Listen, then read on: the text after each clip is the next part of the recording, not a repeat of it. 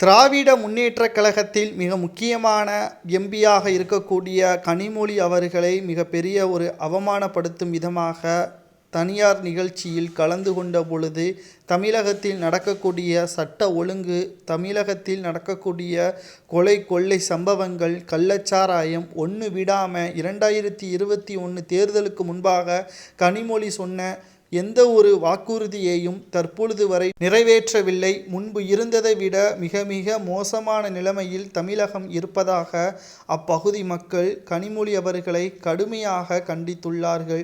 2021 சட்டமன்ற தேர்தலுக்கு முன்பாக கனிமொழி அவர்கள் பிரச்சாரம் செய்யும் பொழுது தமிழக மக்களது வாழ்வுரிமை காப்பாற்றப்பட வேண்டும் என்றால், தமிழக மக்களின் இளம் விதவைகள் உருவாகாமல் இருக்க வேண்டும் என்றால் திமுகவிற்கு வாக்களியுங்கள், கடந்த 10 ஆண்டுகளாக தமிழகம் சுடுகாடாக மாறிவிட்டது என்று கனிமொழி அவர்கள் கூறியிருந்தார்.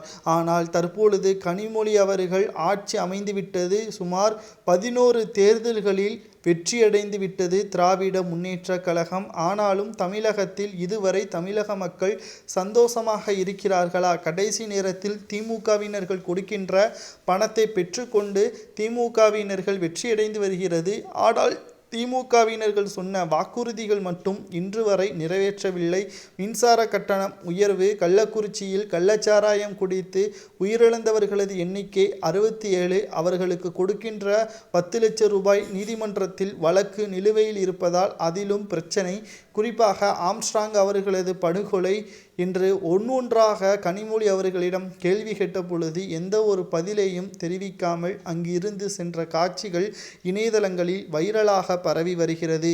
தமிழகத்தை பொறுத்தளவிற்கு திராவிட முன்னேற்ற கழகத்தின் ஆட்சி அவர்களது எண்ணங்கள் முழுவதும் கடைசி நேரத்தில் மக்களுக்கு பணத்தை கொடுத்தால் எந்த ஒரு கேள்வியும் கேட்க மாட்டார்கள் என்றுதான் நினைத்து கொண்டிருக்கிறார். அது முற்றிலுமாக தவறாகத்தான் இருக்கிறது. ஏனென்றால் திராவிட முன்னேற்ற கழகத்தை பொறுத்தளவிற்கு எப்போ வேண்டுமானாலும் ஆட்சி மாற்றம் ஏற்படலாம். தமிழக மக்கள் கோபமடைந்து 2026 சட்டமன்ற தேர்தலில் ஆட்சியை மாற்றுங்கள் என்று அவர்கள் முடிவெடுத்து விட்டால் ஆட்சி மாற்றம் நடைபெறுவது உறுதிதான் என்ற தகவல்களையும் நம்மால் பார்க்க முடிகிறது.